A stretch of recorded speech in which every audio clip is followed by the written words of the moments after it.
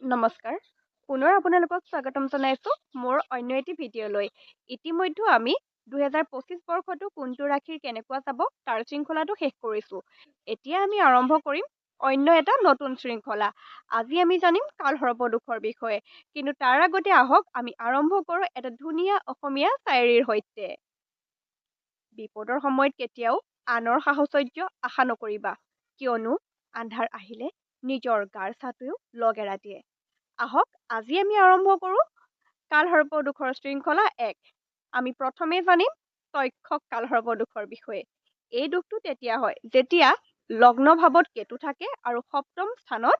ৰাহু থাকে আৰু বাকী যিকেইটা গ্ৰহ থাকে গোটেইকেইটা এই লগ্ন স্থান আৰু সপ্তম স্থানৰ মাজত থাকে এতিয়া আমি জানিম প্ৰথমে লগ্ন স্থানটোনো কি হয় আমি সকলোৱে জানো যিটো লগ্ন স্থান হয় লগ্ন স্থানে আচলতে প্ৰাধান্য দিয়ে নিজক আপুনি কেনেকুৱা আপোনাৰ ব্যক্তিত্ব কেনেকুৱা আপুনি আপোনাৰ প্ৰতিচ্ছবি মানুহৰ আগত কেনেকুৱাকৈ তুলি ধৰিব আপোনাৰ ৰং ৰূপ সৌন্দৰ্য আপোনাৰ ব্যক্তিত্ব আপোনাৰ চাৰিত্ৰিক বৈশিষ্ট্য সকলোবিলাক লগ্ন ভাৱৰ পৰা বিচাৰ কৰা হয় অন্যহাতে সপ্তম ভাৱটো হৈছে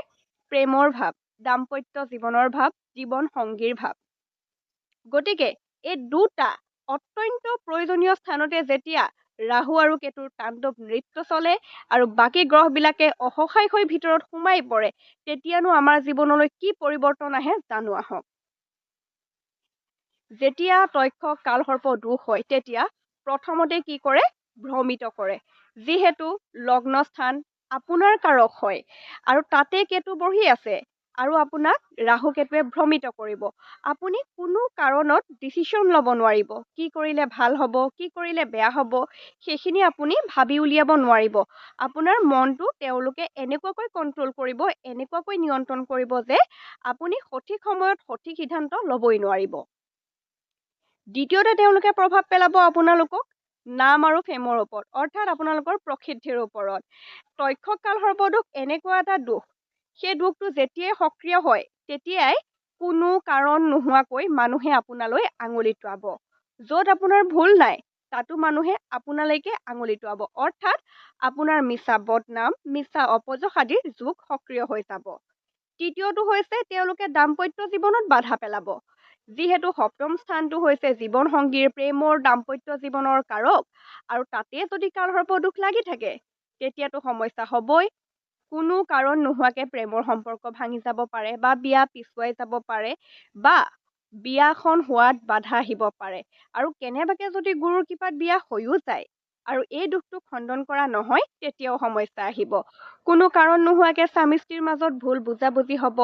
হঠাতে চলি অহা ভাল সম্পৰ্ক এটা বেয়া হৈ থাকিব তৃতীয় পক্ষৰ হস্তক্ষেপ আহিব আন্তৰিকতাবিলাক কমি যাব এনেকুৱা ধৰণৰ ঘটনা হ'ব আচলতে যেতিয়া তক্ষক কালসৰ্প দোষটো এক্টিভেট হৈ পৰে বা সক্ৰিয় হৈ পৰে তেতিয়া মানুহক আৰু এটা অশান্তি দিয়ে সেইটো হৈছে কি মিছা ভ্ৰমজালত পেলায় মানুহক এনেকুৱা এটা প্ৰলোভন দিয়ে যে এইবিলাক সৰু সুৰা কাম কৰিব নালাগে তোমাৰ সপোন বহুত ডাঙৰ তুমি ডাঙৰকৈ কাম কৰা আৰু এনেকুৱা এটা প্ৰলোভন দেখুৱাই মানুহক আগুৱাই নি বহুত বেছি বিপদত পেলাই দিয়ে উদাহৰণস্বৰূপে আপুনি ট্ৰেডিঙত ভাল পইচা এটা ইনকম কৰিবলৈ লৈছে আপুনি খেলি আছে পাই আছে কিন্তু একেবাৰে শেষত দেখিব আপোনাক জিৰ' কৰি পেলাব গতিকে নিজৰ মনটোক নিয়ন্ত্ৰণ কৰিবলৈ শিকক এতিয়া আমি জানিম এই যে কালসৰ্প দোষটো এই কালসৰ্প দোষটোৰ পৰা আমি কেনেকৈ পৰিত্ৰাণ পাম এই কালসৰ্প দোষটো পৰিত্ৰাণ পোৱাৰ প্ৰথম উপায়টো হৈছে আপোনালোকে যিমান পাৰে সিমান শিৱ মন্দিৰ দৰ্শন কৰিব